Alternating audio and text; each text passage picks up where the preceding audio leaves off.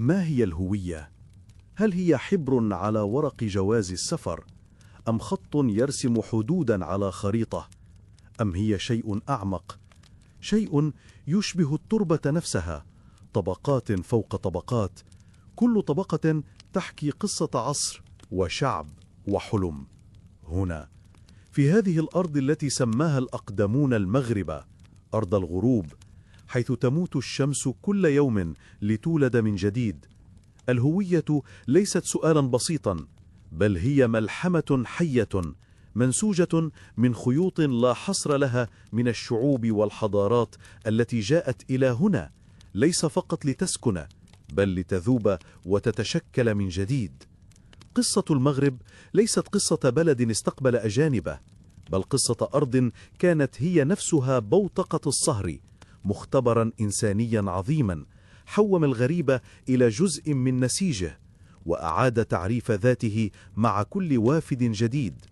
إنها حكاية أرض لا تتوقف عن استقبال العالم، وفي كل مرة تقدم للعالم نسخة جديدة وأكثر ثراء من نفسها. لفهم هذه القصة علينا أن نغوص عميقا في الزمن، إلى ما قبل التاريخ المكتوب، إلى اللحظة التي كانت فيها هذه الأرض مجرد امتداد صخري وجبلي وسهلي، تنتظر بصبر أول أبنائها. هؤلاء الأبناء لم يأتوا من بعيد، بل نبتوا من هذه التربة، كما تنبت أشجار الأرز في الأطلس. إنهم الأمازيغ، الرجال الأحرار، الأساس الصخري الذي بنيت عليه كل الطبقات اللاحقة. لم يكونوا جنسية بالمعنى الحديث، بل كانوا فسيفساء من القبائل والعشائر، لكل منها لهجتها وتقاليدها، ولكن يجمعهم رباط وثيق بالأرض. كانوا يعرفون كل واد وكل جبل، كل نبع ماء وكل واحة.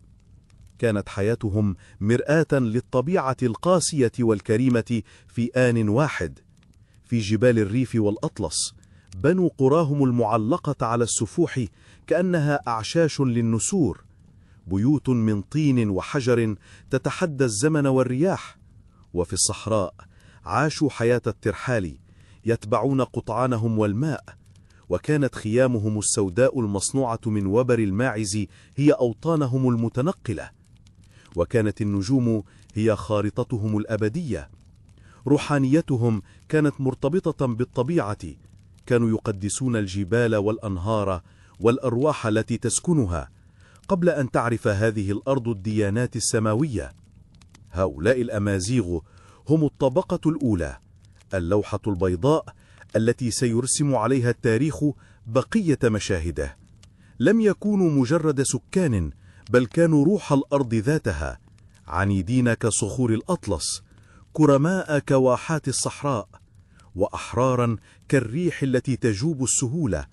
وكل من سيأتي بعدهم سيضطر أولا للتفاوض مع هذه الروح العتيقة ليتعلم لغتها الصامتة، لغة الأرض.